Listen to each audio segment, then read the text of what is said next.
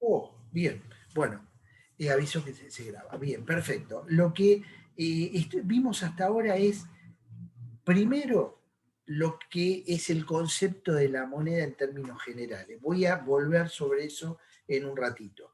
Después vimos el régimen constitucional de la moneda. Mi recomendación es que lo lean del capítulo de Dalabía que tienen ustedes.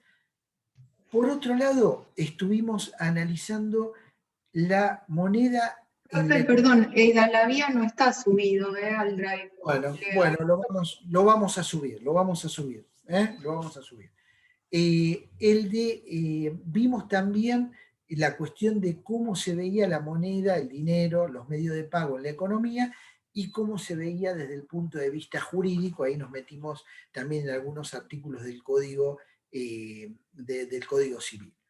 Con esto, mi idea es continuar viendo algunos conceptos que tienen que ver con la moneda y deslizarnos lentamente hacia el tema quizá más llamativo e interesante para todos nosotros, que es el tema de la moneda, el dinero, los medios de pago nacionales, respecto de qué? De una moneda extranjera, que podríamos decir que es una suerte de clásico argentino. El tema, en nuestro caso, la relación con el dólar. ¿Sí? Y ahí también me interesa que tengamos algunos conceptos lo más claro posible a los fines de tanto el análisis como también a los fines de verlo cómo se comporta desde el punto de vista de nuestras leyes y demás. Bien, entonces, para ir tratando de continuar, vamos a compartir un segundito la pantalla, donde está compartir pantalla. Esta. Ahí se ve. Bien. Sí, sí. Ahí estamos. Un segundo. Vamos a poner. Ahí, bien. Bueno.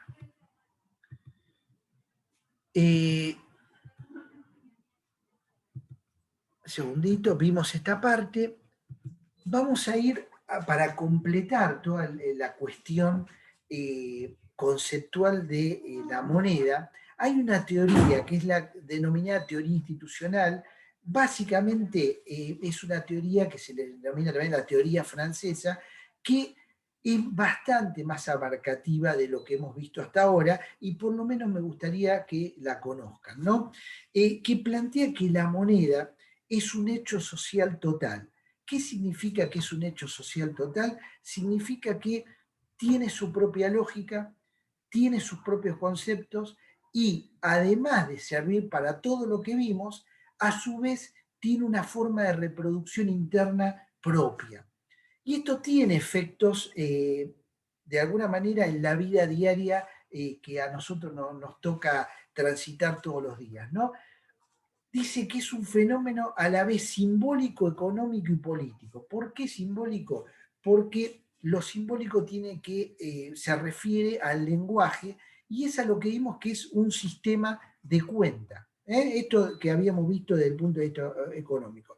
También es un objeto, es un instrumento de pago. Vemos que en el trato diario tenemos como sistema de cuenta homogeneizado una cantidad indescriptible e infinita de bienes a través de un precio, ¿sí? Y después ese precio lo manejamos a través de la entrega de un objeto que es el dinero. Pero, y este es el último punto importante de esta teoría, dice que a su vez es una institución. Y esa institución, ¿dónde se ve manifestado? A través de lo que denominan las reglas de monedaje. ¿Qué son esas reglas de monedaje? Son los procedimientos de emisión. Vamos a ver en el futuro que hay hoy por hoy en los estados modernos una institución autorizada para la emisión monetaria, que son los bancos centrales. Después vamos a ver las particularidades de esa emisión.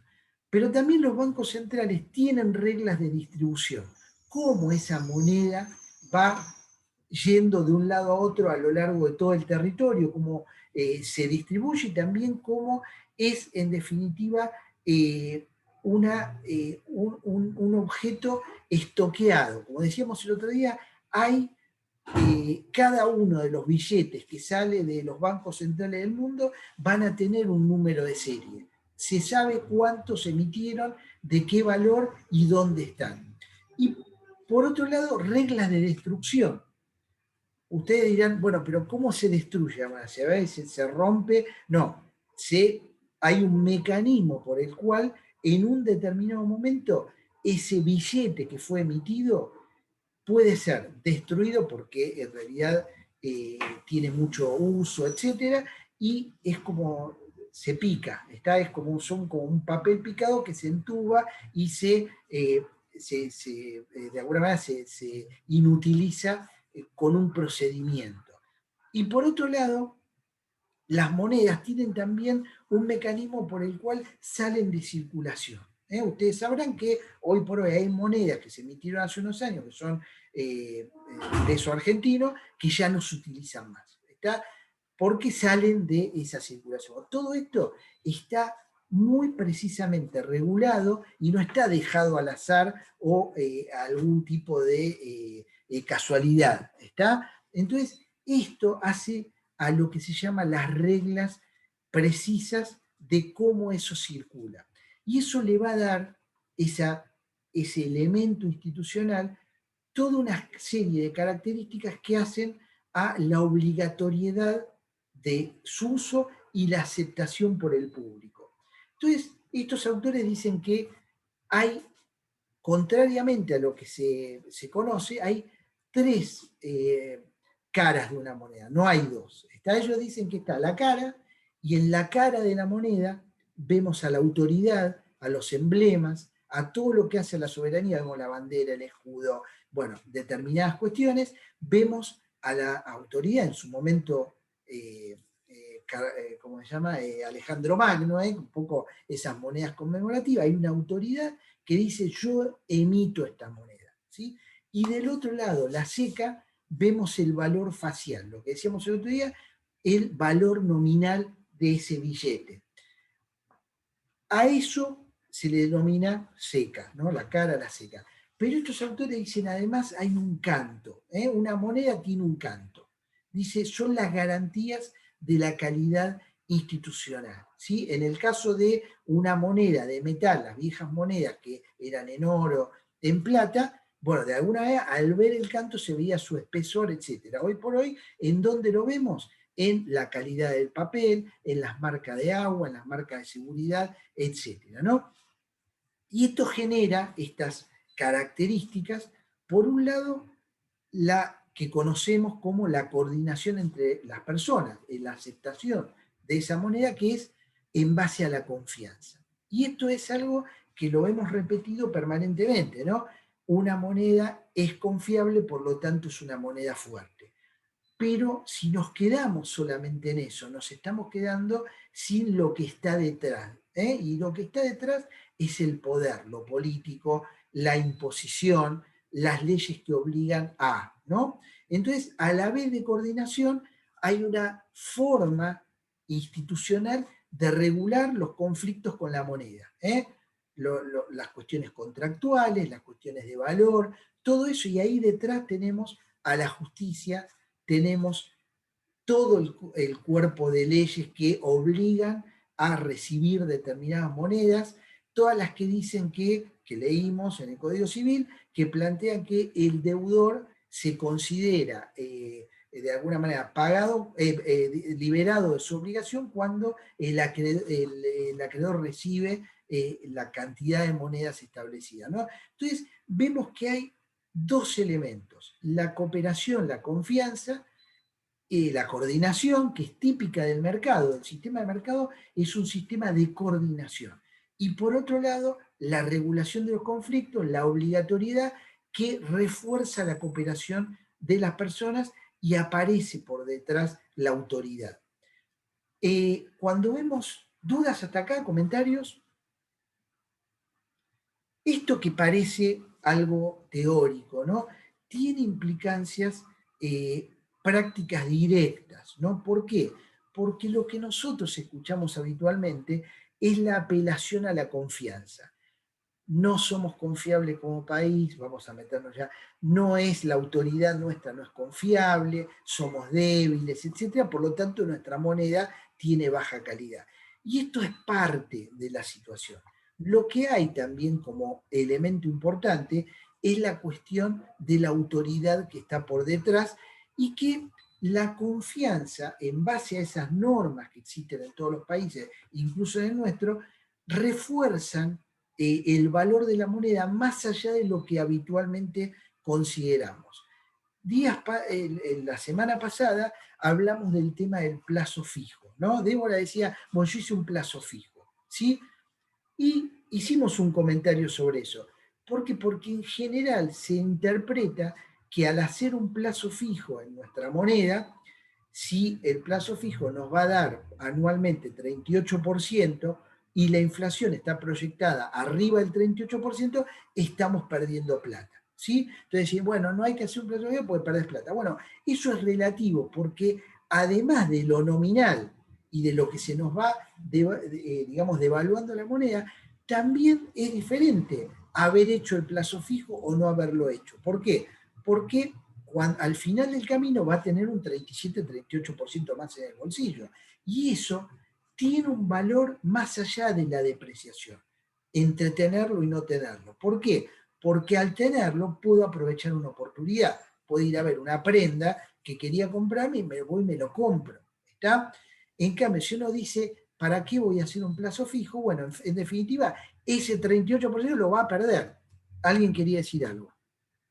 ¿Un comentario? Sí, sí, profe, eso, que si uno deja estancada en una caja de ahorro el dinero, se va a depreciar mucho más que si Mucho lo pone a más. trabajar en un plazo fijo, que por lo menos por ahí no recupera todo lo que es la inflación, pero sí recupera un porcentaje. Entonces, para esa persona la inflación va a ser un porcentaje menor de la que en realidad fue, Bien, mensualmente.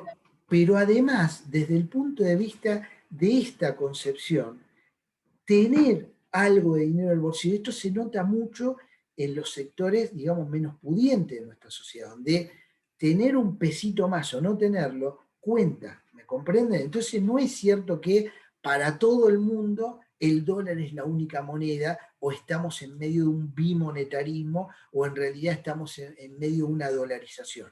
Tener un pesito más o no tenerlo sirve no solo por el valor nominal, sino por las posibilidades que le da hasta de tomar un colectivo.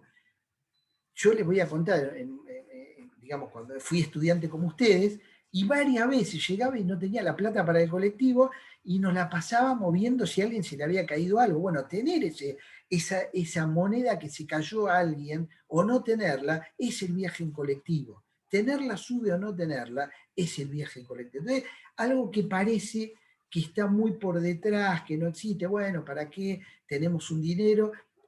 Lo digo esto porque hay opiniones que proponen la dolarización de la economía. ¿Está? Eso es un grave error. Es un grave error porque es una pérdida de autoridad muy fuerte y no es cierto que fortalecería la economía, etcétera, etcétera. Todo lo contrario, porque para poder dar planes sociales, por ejemplo, una pandemia, nosotros no podríamos emitir dólares, ¿me comprenden? Esta es la realidad, no lo podríamos hacer. En cambio ahora, por No lo habría menos. inflación, profe, sería ¿Cómo? genial.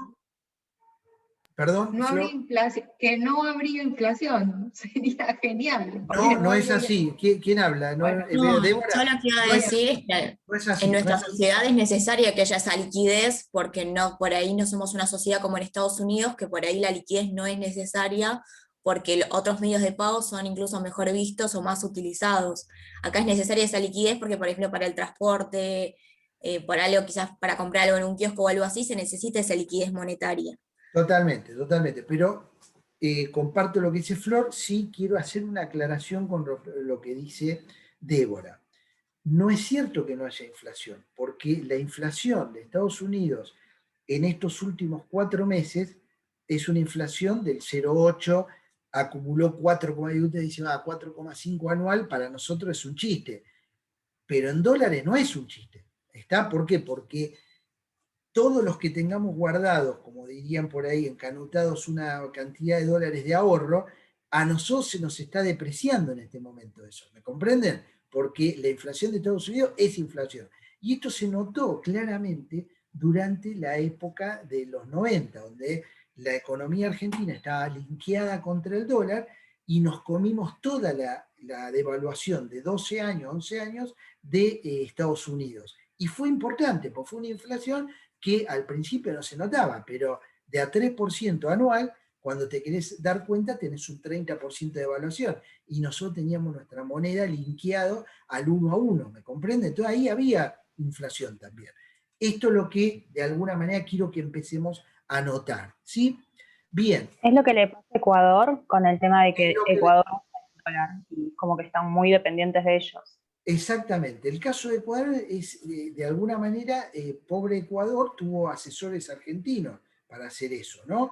En su momento. Y fíjense que una vez que uno entra en ese carril, es como cuando entra a un lugar y se traga la llave, después no puede salir, ¿me comprende? Es muy difícil salir. Entonces Ecuador sí está. Pero se podría haber salido de la convertibilidad. No quisieron, que fue otra cosa, pero progresivamente se podría haber salido de la convertibilidad. Y Bien, bien, hubiésemos bien. tenido otra situación de pronto. Hoy, Bien, sí, sí, yo comparto eso, ¿no? Digamos, en pero su momento fue una solución, porque había hiperinflación en la época de Alfonsín, y en su momento, bueno, fue una solución. Ahora, fue una solución que le extendieron por 10 años y quizá a los 5 años se podría haber ido saliendo progresivamente y hoy tendríamos otra realidad. bien, bien, bien. Bueno, yo opino lo mismo. Lo que pasa es que no era sencillo salir, ¿eh? No era sencillo y no había voluntad social ni política para salir, ¿eh? Si me hace recordar 12:30, volvemos al punto, ¿eh? Porque quiero que veamos algunas cosas antes de discutir este punto que me parece muy central de lo que acaba de decir Débora, ¿eh? Yo comparto eso, pero también es difícil de explicar qué pasó en ese momento. Bien, ahora en un rato volvemos sobre el punto porque me interesa mucho. Bien, una cosa de vital importancia que también vamos a ver en un futuro cercano, tiene que ver por qué es tan importante ese factor de la autoridad detrás de los signos monetarios. Que, repito, en los comentarios económicos, en todas las cuestiones que escuchamos en los medios, en los informes, etcétera, está prácticamente ausente. Y es que los estados, a partir básicamente de 1910, pero precisamente después de la crisis de 1930 económica mundial, los estados comienzan a ser claramente, a través de sus bancos centrales, los prestamistas de última instancia de todo el sistema bancario. ¿Qué significa esto? Que ante una crisis aparecía la autoridad emitiendo moneda y salvaba las papas, ¿no? Lo vamos a ver con términos más académicos que salvar las papas en el futuro, ¿no? Pero lo que quiero decir es que por debajo de esto existen los bancos centrales que están garantizando toda la masa monetaria y todas las deudas bancarias, con lo cual ahí la autoridad no se ve, pero está fuertemente afincada. Y eso hace que la gente todavía intercambie objetos por billetes que incluso se van devaluando. Entonces, este punto, guárdenselo para el futuro. Vamos un segundito, a una filmina anterior, que es esta, ¿no? Que es ya el trabajo de Samuelson, cuando los 2 capítulos de Samuelson que yo les he enviado. ¿Qué es, a partir de toda esta construcción acotada en el sentido de solo la moneda y sus funciones, y ampliada la moneda con sus funciones, más la característica esta que les comento de la institucionalidad detrás de la moneda? Lo que se advirtió es que regulando la cantidad de la moneda y el crédito, los medios de pago disponibles por parte de una sociedad, podíamos obtener rápidamente o en el corto plazo efectos. Es Es decir, la moneda, además de todo lo que vimos, si la autoridad dice, bueno, yo emito más moneda, bajo la tasa de interés para los créditos, etcétera, logra efectos. ¿Sí? Por ejemplo, si la gente tiene más dinero en el bolsillo, ¿qué va a pasar? Va a tener una propensión, aclaro, una propensión a comprar más cosas. ¿Sí? Si el Estado tiene una política de absorber moneda, es decir, bueno, no es tan fácil acceder a esa moneda, la propensión disminuye. ¿Sí? Ejemplo, si tenemos ahora 2 en un producto, un televisor que queremos comprar, vamos a tener una mayor propensión a comprar televisores, elementos de audio, de artículos para el hogar. Si el ahora 12 desaparece, es inmediato. No va a haber tanta compra de televisores. Esto lo vemos en el consumo, en los datos de consumo. ¿Por qué? Porque en un caso se nos da la posibilidad de un mayor crédito y en el segundo caso se nos quita ese crédito. Entonces, entre pagarla viva, toda junta, como dicen, y tener 12 cuotas, 18 cuotas, ya cambia el incentivo a que eso suceda o no. Cuando soy cuidadoso en decir el incentivo, la propensión, etcétera, ¿qué es lo que estoy queriendo decir? Que puede no suceder esto. Puede suceder que le damos crédito, lo incentivamos a que consuma y la gente prefiere ahorrar. Y dice, no, la verdad, no necesito otro televisor en mi casa. Prefiero no tener un nuevo televisor porque gasto más energía o porque no quiero ver televisor. Entonces suceden cuestiones como que ese efecto no sea, pero es el comportamiento y los incentivos en general dan ese resultado. ¿Se entendió este concepto? Entonces, para intentar llevar esta idea a la práctica, significa que si el Estado fomenta el crédito, hay más consumo. Si restringe el crédito, hay menos consumo. Si el Estado emite más dinero, hay más consumo. Si el Estado de alguna manera destruye dinero, vamos a ver el mecanismo de destrucción de dinero, en realidad se gasta menos. ¿Por qué? Porque tenemos menos plata en el bolsillo. Quiero preguntar si esto se entendió. Si hay alguien que no entendió, volvemos para atrás. ¿Se entendió bien? Lo que va a decirnos Samuelson Samuelson y todos los economistas, decir, bueno, este factor monetario es muy importante. ¿Por qué? Porque si yo manejando la disponibilidad de crédito y dinero en poder del público, puedo lograr que la gente ahorre más si lo llevo a no gastar tanto. O puedo llevarlo a gastar más si le doy crédito. O puedo llevar a que si hay estabilidad y hay disponibilidad de crédito, la gente invierta más y cree más fuentes de trabajo. Entonces, manejando un solo factor, que es la moneda, el dinero, etcétera, yo obtengo comportamientos en 3 sectores muy importantes de cualquier vida social. Mayor ahorro, mayor gasto, mayor inversión. ¿Se entendió esto? Fíjense que es muy atractivo, no necesito un gran tablero de comando. Manejando 2 o 3 cositas ya logro que la gente se comporte de determinada manera. Está bueno. ¿Dudas? ¿Comentarios? Bien, bien. ¿Sigo? Me avisan si tienen alguna duda más. Entonces, viendo Perdón, profe, yo ¿quién quería habla? preguntarle, Sí, Débora, Débora, sí, sí. algo. Sí.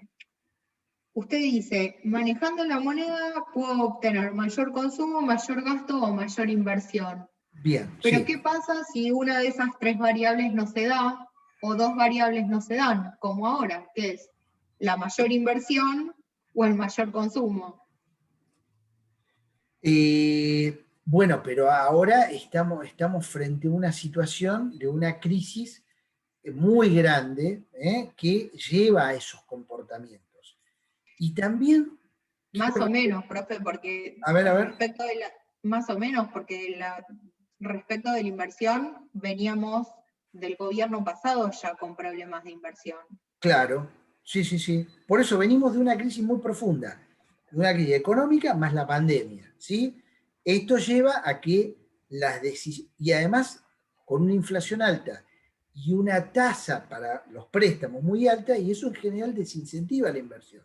Cuando la tasa de interés es muy alta, cualquiera de nosotros va a hacer una inversión y dice, bueno, yo no quiero invertir mi plata, voy a un banco. El banco me dice, sí, te apresto, pero a 60%. Si eso sucede, yo tengo que pensar que mi futuro negocio tiene que darme el 70% de ganancia. No es fácil esto. Entonces, es un desincentivo a la inversión. ¿Se comprendió esto? Una pandemia lo que hace es profundizar aún más eso. Dice, ¿para qué voy a invertir? Seguramente voy a perder plata. Prefiero mantenerme como estoy. Entonces, se da perfectamente esta situación. Lo que se da es que, de alguna manera, el incentivo es no invertir, lamentablemente. ¿Dudas con esto, Débora? Por supuesto, estamos en una situación muy excepcional. No es conveniente intentar ver estas premisas en situaciones excepcionales. Estas premisas se dan cuando todo funciona bastante bien. Bien, Flor, quería Sí, preguntar. pero en realidad el margen del contexto situacional actual de la pandemia, creo que la economía argentina siempre tuvo esos ciclos del famoso stop and go, donde una época es de auge de inversiones y después nuevamente en el ciclo de stop esas inversiones desaparecen. Bien, Creo que bien. eso excede más allá del contexto de pandemia. Bien, ese tema que usted acaba de decir, Flor, lo voy a comentar, si no es hoy, la semana que viene. A ver cómo, digamos, para intentar explicar por qué estamos como estamos, más allá de la pandemia. Estás poniendo en un costado la pandemia. Pero está bien que lo haya sacado y recuérdemelo si no lo comentamos. Bien, lo importante es tener este concepto, por lo menos en principio. Es decir, bueno, incluso evitando caer en facilismo, decir, bueno, entonces esto es muy fácil. Yo emito moneda, ¿sí? A lo loco, le doy a todo el mundo, consumo, eso va a generar que los empresarios inviertan. Bueno, tampoco es tan sencillo, ¿está? ¿Por qué? Porque una de las cosas que me gustaría que se acuerden cuando nos despidamos tristemente de esta materia con ustedes y nos extrañemos, es que cada buena idea y cada buena medida tiene un efecto deseado y 100 no deseados. ¿Me comprende? Entonces, en lo que estamos viendo, en general, nos vamos a encontrar con esta cuestión, ¿no? Nosotros queremos que haya más consumo, muy sencillo, emitimos moneda, pero eso nos puede crear una cantidad de 10 problemas adicionales. La tasa bajaría, pero la inflación subiría, ¿me compré? Habría un montón de otras cosas que van a empezar a pasar que no queremos. ¿Está? Entonces después va a haber que resolver lo que fue no deseado de esta primera situación. Entonces, lo interesante de utilizar la moneda como un elemento de política pública en un contexto de leyes institucionales, etcétera, es que vamos a convivir con efectos deseados y con varios efectos que tenemos que resolver al cabo de un tiempo, ¿sí? Porque si no lo resolvemos, volvemos al problema original empeorado. ¿Se comprende? Entonces, ahora empezamos con estas cuestiones. Bueno, ¿qué es lo que tenemos a mano para ir regulando? ¿Qué es lo que tienen los estados a través de sus normas y los bancos centrales para regular? Bueno, hay como una suerte de clasificación de tipos de masas monetarias, ¿sí? Esas masas monetarias van a ser lo que la población va a tener a disposición ¿para qué? Para comprar cosas, o para ahorrar, o para invertir.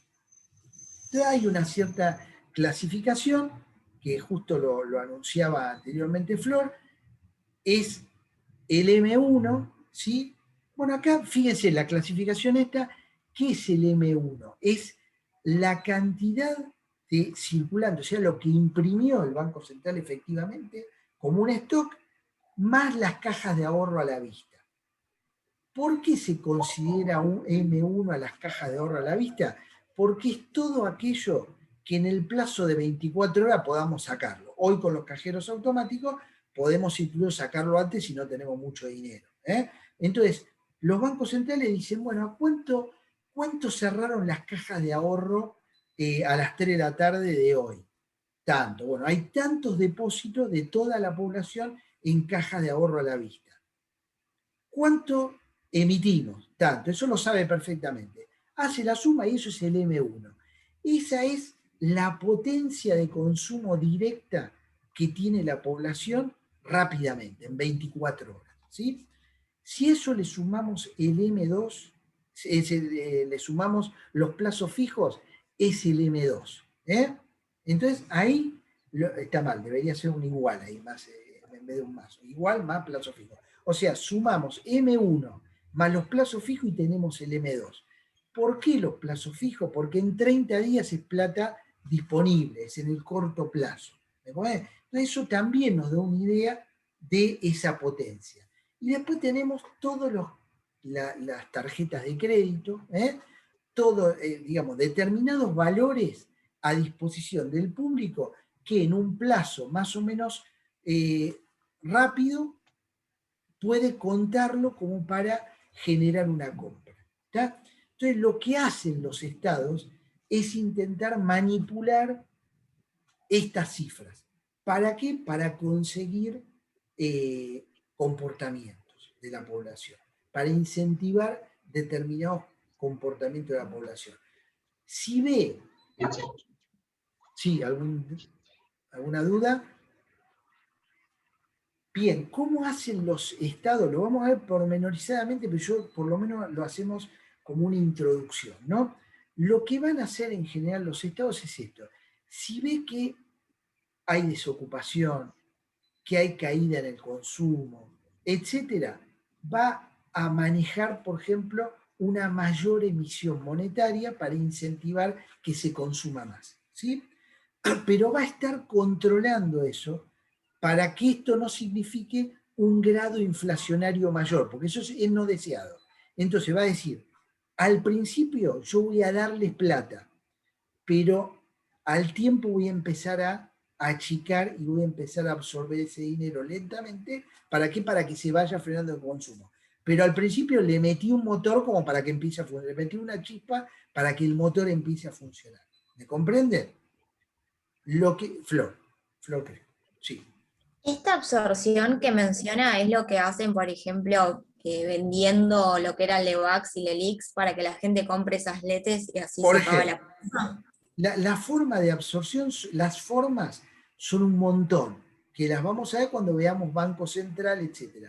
Pero una forma muy rápida de absorber, ¿cuál es? Pues digo para que la comprendamos toda sin ir a grandes tecnicismos. Generar que el interés de los plazos fijos suba.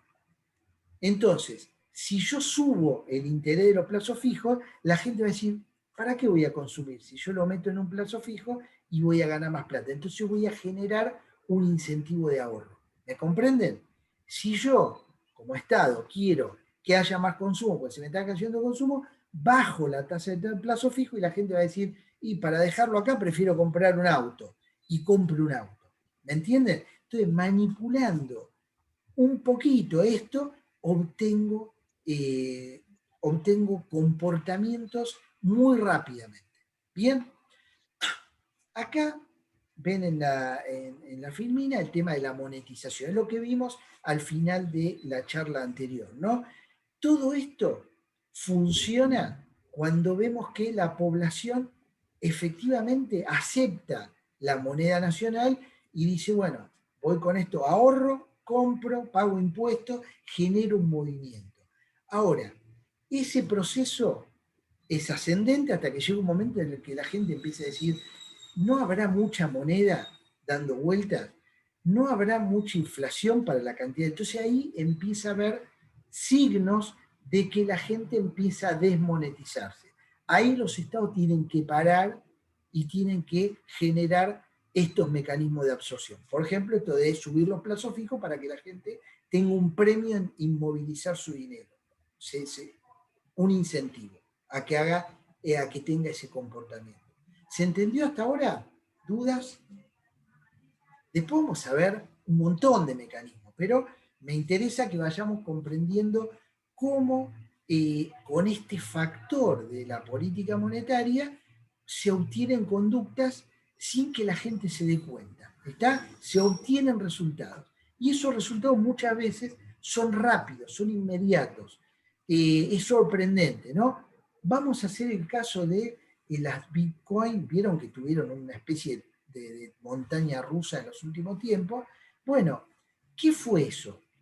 La secretaria del Tesoro de Estados Unidos solo dijo que había inseguridad en esas monedas.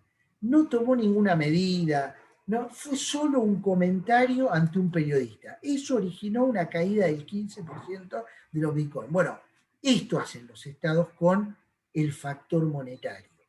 Tratan de incentivar a través de declaraciones, de medidas, de subas de las tasas, etcétera, comportamientos en la población. Una declaración de alguien creíble, en un estado muy fuerte, etcétera, provoca una hecatombe en muy poco tiempo.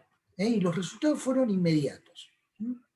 Bien, incluso la fortuna número uno, Elon Musk, dice, bueno, yo voy a dejar de utilizar Bitcoin para la compra de mis productos. Eso provocó otra catástrofe. Pero no debemos desenganchar la primera declaración con la de este hombre que dijo, a ver si todavía estoy dándole mucha pista a este tipo de moneda y me termino perjudicando. Bueno, ahí hay especulaciones, hay un montón de cosas. Pero esto es lo que miran los estados. Miran ese proceso y actúan en consecuencia. Y para que no nos perdamos, todo se hace a través de actos administrativos. Lo que vieron ustedes en el derecho administrativo. Son decisiones que se van a manifestar a través de normativas. Bien, hasta acá, dudas, comentarios. Bien.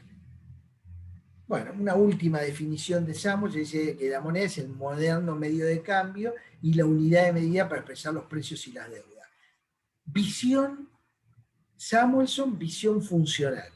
Los franceses dicen es mucho más que eso. Produce cosas en la sociedad. Bien. A ver si pasamos esto. Pasamos esto.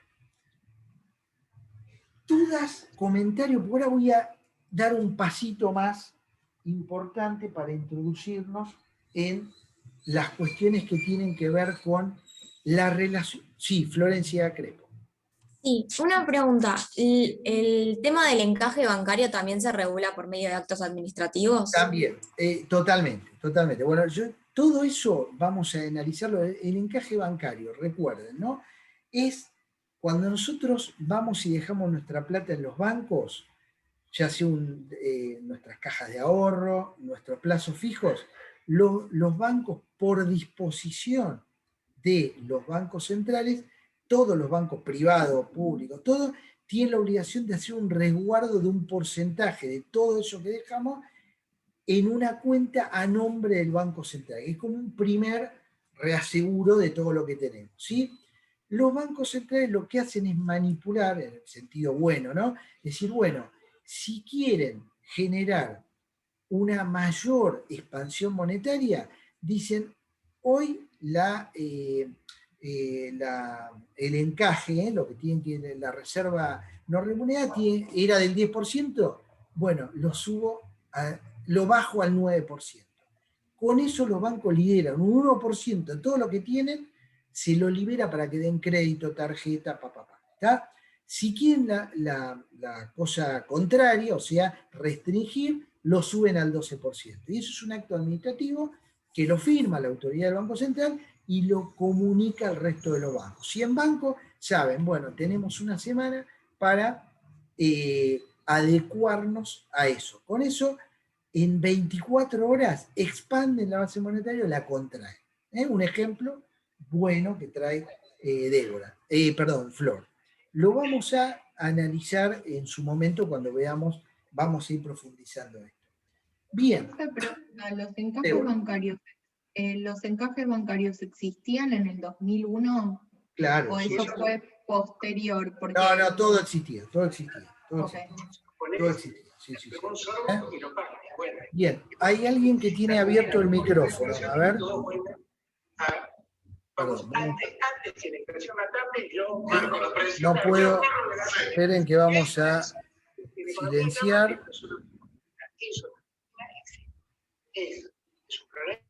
Ahí está, silenciamos. Me encanta silenciar. Bien. Bueno, ahí estamos. El que quiera, igual puede hablar. Puede pedir, porque puse que quería, podía hablar. Bien. Vamos a pasar ahora rápidamente a la segunda parte de este tema, que es la vinculación entre la moneda nacional y una moneda extranjera, gran clásico nacional, ¿no? Pero para esto yo quisiera hacer un breve recorrido sobre las etapas que tuvo toda esta vinculación, ¿no? Vimos que tener una moneda era un factor de la soberanía de cualquier país. Un país que no tiene moneda es un país con problemas de soberanía o que no tiene soberanía.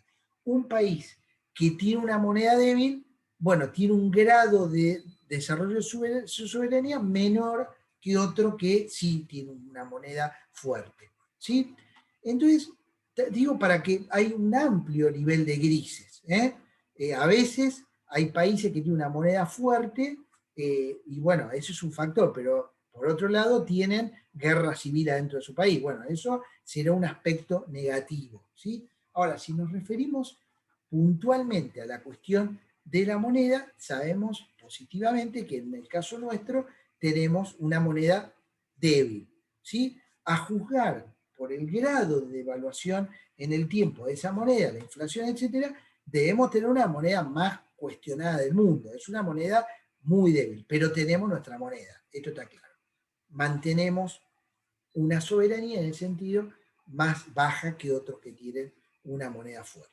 No dejamos esa soberanía, esto es lo que quiero decir. Sí dejaríamos un gran pedazo de la soberanía si vamos a una dolarización.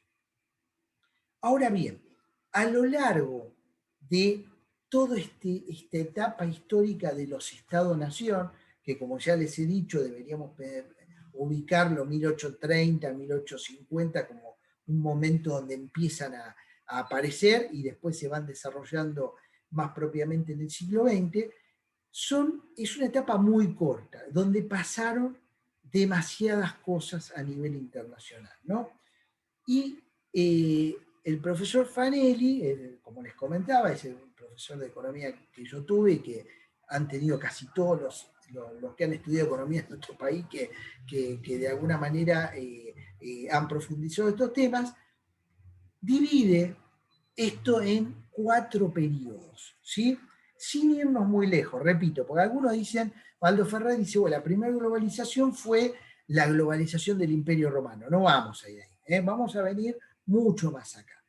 La primera globalización la encontramos hacia 1840, 1850 con el denominado patrón oro, ¿sí? ¿Qué fue lo que de alguna manera significó este patrón oro? Que no termina de abandonarnos, ¿no? Del todo. Fue un momento en el cual los países europeos, que eran las grandes potencias de ese momento, empiezan a ver que su revolución industrial estaba siendo muy exitosa, tenían excedentes de producción, por ejemplo, hacían ropa, textiles, mucho más allá de lo que necesitaba cada uno internamente, el precio le iba bajando porque se producía de una manera exponencial, entonces ven la oportunidad de hacer intercambio de esos productos con otros estados nacientes, ¿sí? De llevarlos a través del comercio exterior a otros lugares e intercambiarlo por algo que a ellos les faltaba, alimentos, etc. Esto tuvo su centro en Inglaterra, Holanda, lo que son los Países Bajos, pero Francia, Italia, todos tuvieron su gran desarrollo, digamos España, de todo este movimiento, ¿no? Tenemos excedentes, lo mejor que puedo hacer es colocarlos, intercambiarlos por algo que necesitemos, pero se requería de algo que homogeneizara como una moneda internacional ese comercio internacional. Entonces, el oro, como un metal con enormes propiedades físicas y enormes propiedades de conservación, se transformó en el elemento que podía homogeneizar eso. ¿Por qué? Porque oro, de alguna manera, había en varios lugares, todos tenían una parte de esa reserva en oro y se podían promover comercios y al final del camino compensar. Decir, bueno, de todo lo que te comercialicé, hay unos kilos de oro a mi favor, mándamelos, para decirlo de alguna manera. O hay un déficit que tengo y veremos cómo lo vamos compensando. Entonces, el oro como un patrón se convirtió en una suerte de factor que permitió un primer momento de gran exportación y comercio, e importación y comercio exterior. ¿Se entendió la idea? ¿Dudas? ¿Comentarios? Por supuesto que esto estaba monopolizado en Europa, ¿sí? Entonces, las diferentes potencias europeas comienzan a acumular, a ver como un factor muy importante, acumular en sus tesoros la mayor cantidad de oro como respaldo a sus propias estructuras nacionales, políticas, pero también comerciales. Este patrón oro funcionó, no quiero ser, digamos, pero lo voy a utilizar como una cuestión poco académica, pero quizá didácticamente se pueda comprender mejor. Era como una suerte de club de pertenencia, ¿sí? Uno podía entrar o no entrar. Si no entraba, se quedaba fuera de todo este comercio internacional, pero evidentemente para poder ingresar era como una suerte de club selecto donde no había todos los países del mundo de las Naciones Unidas, porque tampoco existían las Naciones Unidas, era quien entraba o quien lo hacían entrar violentamente a través de invasiones, invasiones de países europeos a América, hubo un montón en esos momentos, en el cual decía, bueno, te conviene entrar, pero si no entras, te hacemos entrar, porque tenés algo que a nosotros nos sirve. Entonces, este patrón oro tuvo un problema. Y ese problema fue y que lo vamos a ir viendo a lo largo de la historia hasta el presente, de que los socios de ese club no eran simétricos. Había una gran desigualdad entre la potencialidad de cada uno de esos socios. Por ejemplo, no era lo mismo Inglaterra que Argentina, no era lo mismo Inglaterra que Brasil, no era lo mismo Inglaterra que Alemania. Entonces comienza a haber una gran puja entre, por un lado, los líderes de esto, que eran los europeos, pero por otro lado también lo que sucedía en los territorios de ultramar. En ese momento, Inglaterra, que es una potencia muy fuerte, comienza a trabajar muy fuerte con India, Australia, todos los países que finalmente eran parte de sus colonias desde el punto de vista político, ¿sí? Entonces hay, por un lado, asimetría con las colonias, pero también había asimetrías entre los países centrales, que producían mucha fricción entre ellos. Esta fricción tenía dos fuentes. Una fuente que tenía que ver con los problemas limítrofes, Alemania, Francia, Inglaterra, Alemania. Bueno, había Italia, los países del este, digamos, europeo. Comienza a haber una gran fricción desde el punto de vista de los nacionalismos, desde el punto de vista de de la potencia económica y desde el punto de vista de los déficits que se iban creando en oro entre cada uno de ellos. Si bien es cierto que con las potencias, con las colonias de ultramar, esto se directamente se manifestaba a través de invasiones, guerras, cañonazos, etc., mucho más grave comenzaba a ser en el centro del patronato que era Europa. ¿Se comprende por qué? Porque comienza a haber mucha asimetría entre Alemania y Francia, entre Francia e Inglaterra, y esto comenzaba a romper el equilibrio interno entre todas los países, las naciones europeas que se habían ido consolidando a partir del Tratado de Westfalia, donde se lo toma como el tratado donde se empieza a hablar de este tipo de cuestiones de estados nacionales y se basa en un gran equilibrio entre esas potencias. Equilibrio que cuando había un país que estaba saliendo porque se destacaba, iban todos, lo invadían, caso Napoleón contra el resto del mundo, todas esas cuestiones se arreglaban diciendo, che, me parece que este está teniendo un poco más de fuerza que todos nosotros, nos aliamos, lo ponemos en caja y lo mantenemos parejo, ¿no? Bueno, en el patrón oro esto comienza a manifestarse muy duramente y comienzan a haber guerras. Rusia contra Prusia, Rusia contra Austria, empieza a haber una serie de conflictos militares muy graves que tienen un elemento muy clave en la guerra entre Alemania franco-prusiana, que se llamó en realidad la guerra franco-prusiana, donde pierde Francia, pero le queda toda la vendetta para lo que fue luego la Primera Guerra Mundial. La Primera Guerra Mundial para muchos historiadores se da por la crisis del patrón oro, donde de alguna manera hay una serie de potencias que van acumulando más que el resto y eso se hizo prácticamente insostenible.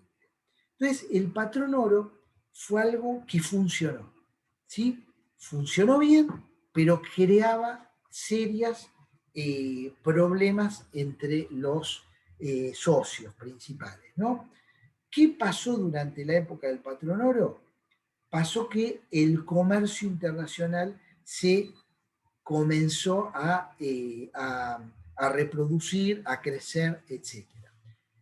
La vinculación financiera entre ellos era a través del oro. O sea que ahí no había un intercambio de monedas entre los países, como hay hoy, que hay dólares acá en Rusia, hay euros, etc. Sino que la moneda, digamos, el valor de intercambio era el oro. Y claramente fue un momento donde muchos países pasaron a tener un muy buen funcionamiento y se integró al mercado mundial a países de América, de Australia, de Asia, etc. O sea, tuvo efectos muy positivos, pero efectos muy negativos en cuanto al equilibrio, ¿sí? Esto, como les decía, entra en conflicto abierto con la denominada Gran Guerra o la Primera Guerra Mundial, que en realidad fue una guerra típicamente europea, donde se convierte en mundial cuando se incorporan a partir de Inglaterra todas las colonias y excolonias a luchar, y eso fue lo que dio vuelta la trayectoria de la guerra. Hasta ese momento, claramente Alemania estaba en una situación de preeminencia en esa guerra. Y de golpe, la intervención de digamos, Australia, India, Canadá, hicieron que Estados Unidos, la guerra, tuviera otra deriva, digamos, ¿no? ¿Qué pasó a partir del momento de la guerra hasta el final de la Segunda Guerra Mundial?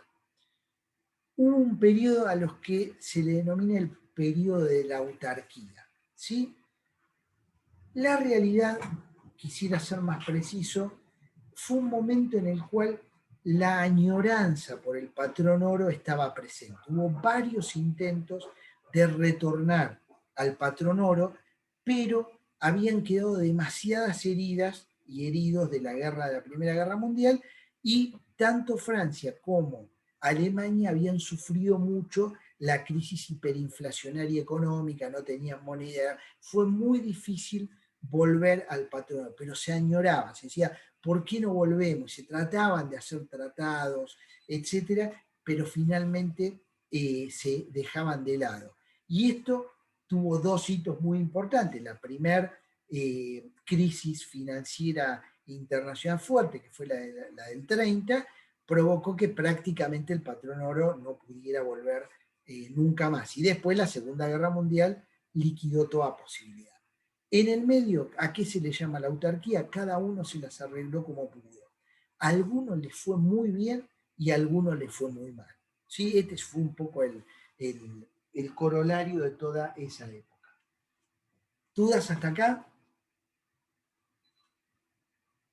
Efectos. Los efectos fue que hubo poco comercio internacional, poco intercambio de oro, de otro tipo de moneda, y cada país se encerró en sí mismo y solamente adquiría y comerciaba bilateralmente para lo que necesitaban. Necesitaban alimentos, Argentina, Brasil, etc. Estados Unidos, básicamente Estados Unidos y Argentina. Entonces, bueno, ¿no? Se arreglaban con lo que iban necesitando. Fuera de eso fue una etapa de encerramiento de los países, pero es una etapa de cierta globalización porque efectivamente las relaciones existieron y no se podía olvidar que había existido la idea del patrón oro. ¿Dudas? ¿Comentarios? Profe, le hago una consulta. ¿Me puede reiterar qué es lo que dio inicio a la Primera Guerra? No me acuerdo el contexto Bueno, histórico. Algo había dicho puntual. Sí. Básicamente hubo muchos factores, pero vamos a ser claros, ¿no? A nosotros nos dijeron hubo un asesinato en la ciudad de Sarajevo por el cual el príncipe heredero fue asesinado por parte de la fuerza serbia. Eso generó una escalada de violencia. Esto históricamente es así. Lo que sucede es que por detrás de eso había otras cosas, ¿está? Y lo que había por detrás era un elemento político. El elemento político era precisamente que todos los imperios que existían en ese momento, ustedes piensen que estaba el Imperio Otomano, cayó después de la Primera Guerra Mundial. El Imperio ruso cayó ahí. Digo, fíjense todo lo que... el germánico, digamos, toda la estructura alemana imperial cae ahí. La única que zafa es la inglesa, digamos, ¿no? Que el único sobreviviente de todo eso fue el imperio inglés. Todos los demás fueron cayendo uno tras otro. Después de esta Segunda Guerra Mundial. Cayeron 5 imperios en ese momento. Para que nos demos idea, que siempre vemos las películas de la Segunda Guerra Mundial, pero la Primera Guerra Mundial fue quizá más importante por cómo cambiaron la situación antes y después de esa guerra. Entonces había un elemento político. Esos imperios que estaban integrados por parientes, digamos, la reina Victoria de Inglaterra casaba a todos con todos y de esa manera buscaba alianzas matrimoniales dinásticas que evitaran una guerra. Bueno, esa guerra se produjo entre primos, básicamente, para que nos demos una idea de la crisis política y de competencia, ese equilibrio europeo que había. Pero básicamente había otro problema que tenía que ver con que había determinados imperios de determinadas naciones que acumulaban mucho a costa de las otras. Entonces esto generaba déficit de la balanza de pagos permanentes que hacían que un país dijera, yo no puedo pagar esta deuda y yo necesito los bienes para poder seguir estando, para que no me produzca una crisis económica interna. Entonces, esto generaba muchas tensiones, que se sumaban a las políticas y a las tensiones de lo que se llaman, piensen que en ese momento los estados se estaban constituyendo, o sea que en el borde, en los límites, había mucho conflicto. Aquí en la zona limítrofe entre Francia y Alemania, ¿de quién es? Entre Italia y Croacia, ¿de quién es? Pues todo eso generaba muchos conflictos de tipo político, ¿sí?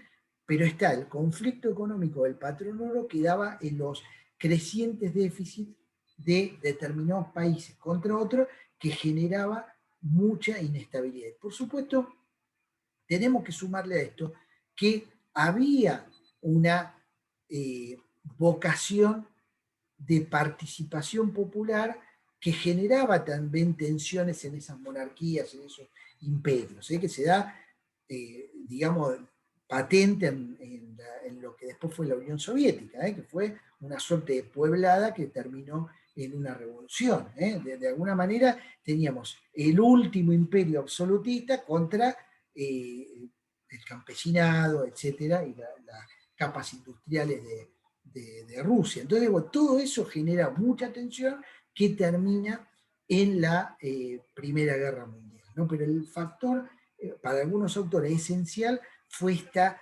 crisis económica producida por las deudas mutuas y acreencias entre los países parte de la principal de la sociedad de la primera globalización. ¿Se entendió?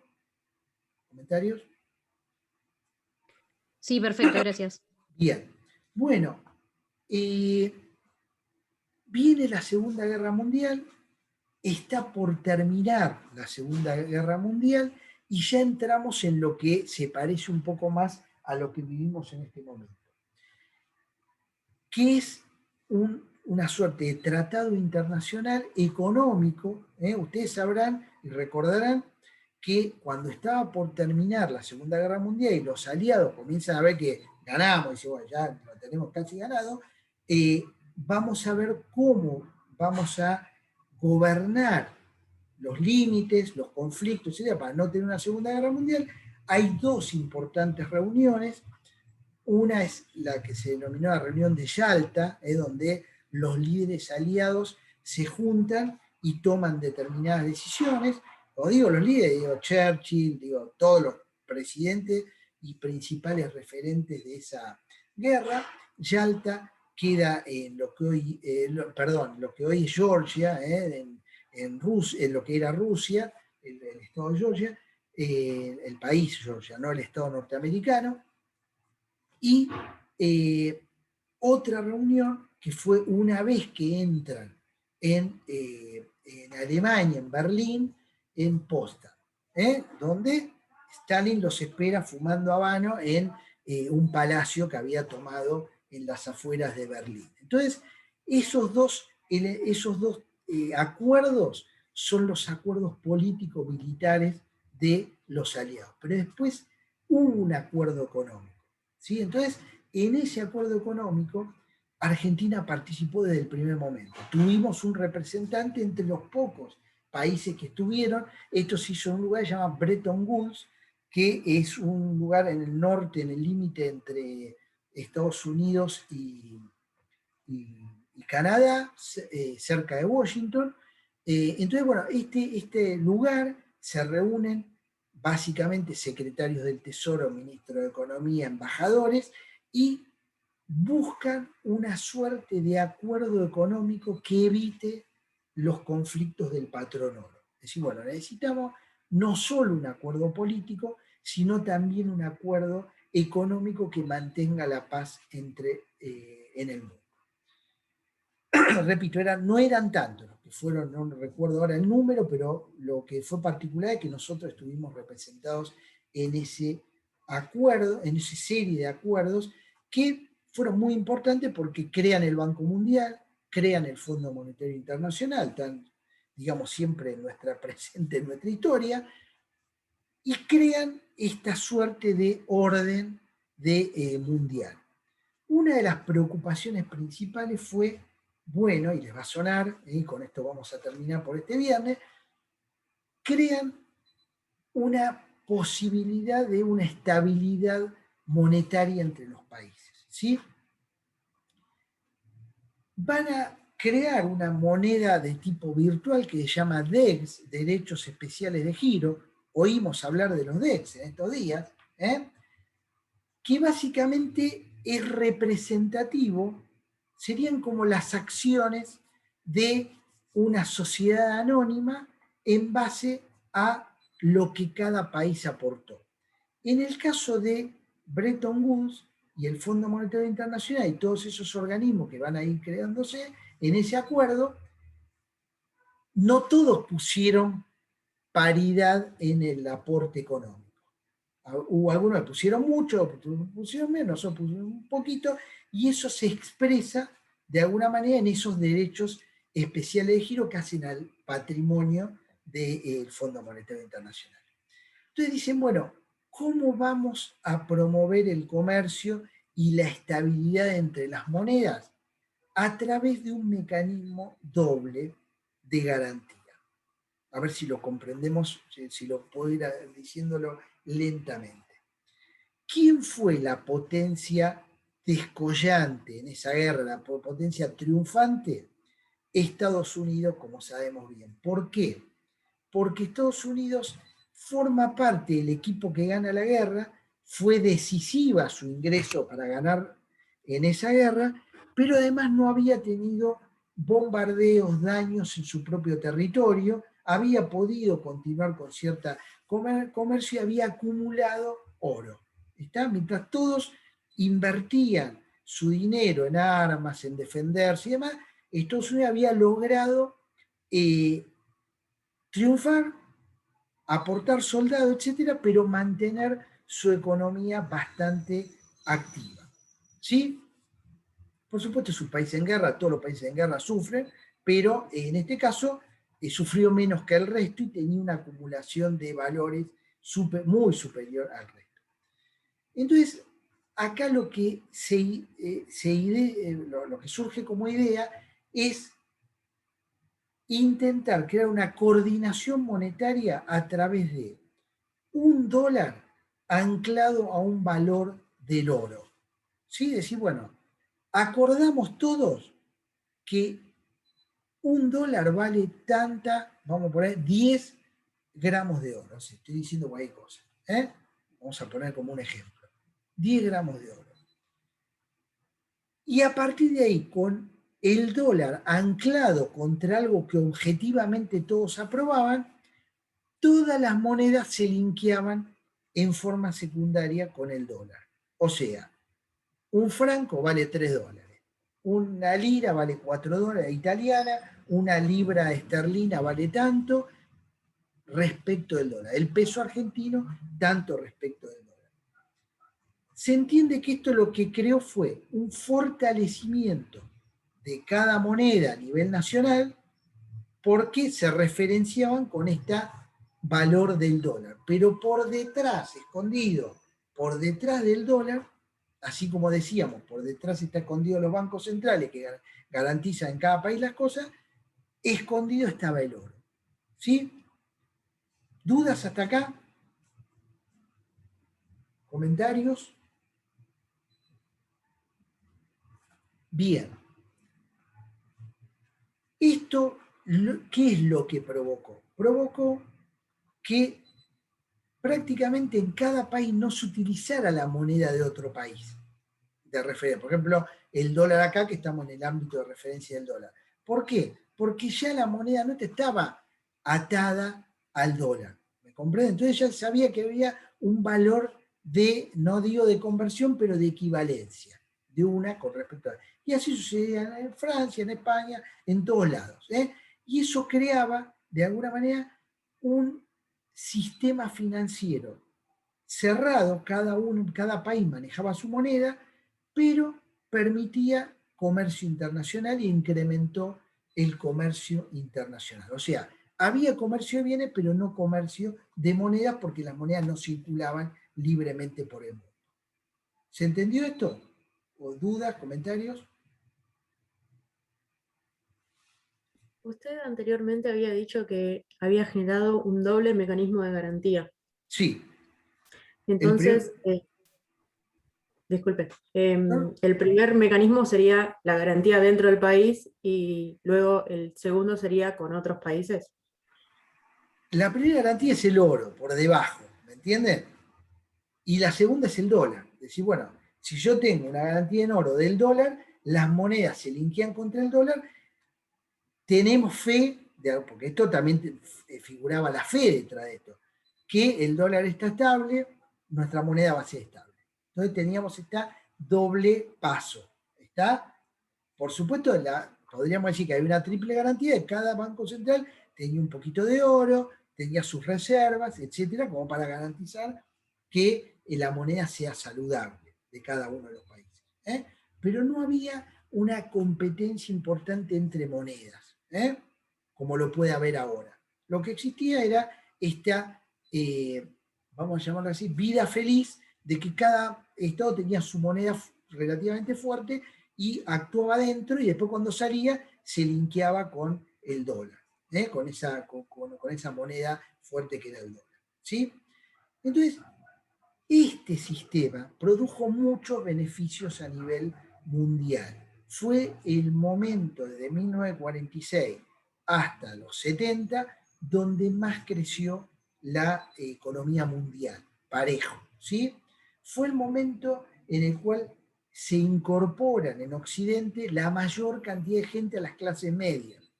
Es un momento de estabilidad laboral. La gente entraba en un trabajo a los 18 años, se jubilaba en el mismo. Hay leyes laborales estables. Hay baby boom. ¿Qué es el baby boom?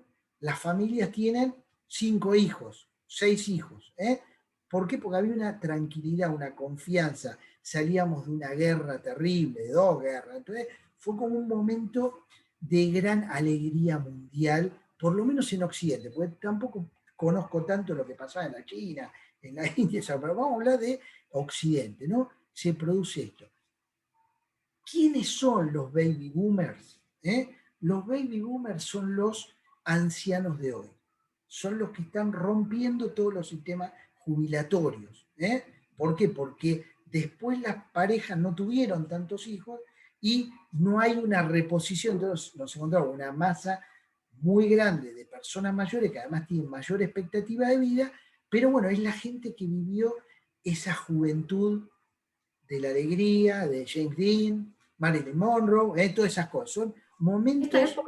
Esta época también fue la del que se decía el sueño americano, que la gente podía conseguir. Es la época del sueño argentino, americano. La gente venía y de golpe dice, vengo pobre y salgo, estudio con la primaria, me alcanza para volverme una persona que tiene sus posibilidades de ahorro, ¿no? Entonces, ¿En qué año fue esto? Porque lo dijo, pero no lo escuché. 46 al 73 por ahí, donde comienza, donde hay una situación hay bastante paz mundial, tenemos Corea, Vietnam, pero eso se enfrentaba con la oposición de la juventud, los movimientos de derechos civiles en Estados Unidos, también en Europa. Entonces, acá mismo, ¿no? de mayor espacios democráticos, ¿no? Con bastante violencia, por cierto, pero bueno, tenemos un momento de bastante estabilidad dentro de los países de Occidente. ¿Sí? Esto es todo Bretton Woods. Déjenme ver qué hora es, porque... y esto como que termina este auge o se pincha esta burbuja de alegría. Sí. ¿Ahí me escuchan? Ah, se corta. Hola.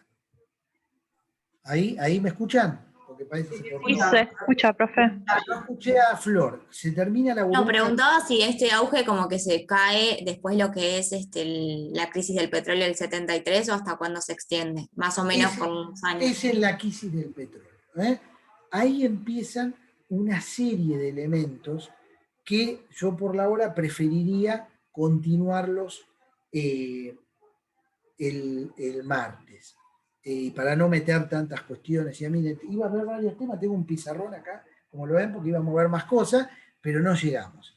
Entonces, por supuesto que esto tiene una serie de problemas que se van a iniciar a principios de los 60, a fines de los 50, en el año 1959, ya Francia empieza a plantear que este sistema no le cierra. Y varios países empiezan a decir, bueno, no, esto no me está funcionando como me gustaría a mí, hay una potencia predominante y yo no lo puedo admitir porque soy Francia, porque soy Inglaterra, la reina de Inglaterra, bueno, todo eso.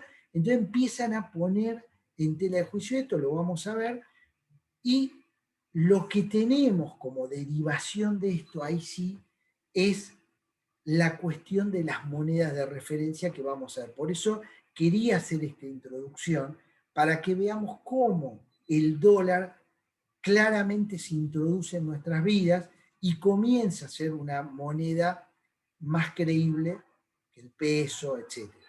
Cómo tenemos un cúmulo gigantesco de errores propios, esto no es innegable, pero también jugó lo que estaba pasando en el mundo, que nosotros como país no supimos ver cómo le encontrábamos la vuelta, y no sabemos, porque todavía no le encontramos la vuelta. Entonces, todo esto tiene que ver con aspectos jurídicos, institucionales, etcétera, pero también tiene que ver con un contexto internacional que me gustaría que lo conociéramos para ver después, bueno, sí, claramente cómo el dólar se convirtió en una obsesión nacional. Esta es un poco la situación. Bueno, yo pararía acá. ¿Sí? Cualquier duda me dicen, a ver si... Pero de la segunda globalización sería lo que vimos hasta ahora, ¿no? No. Ahora estamos...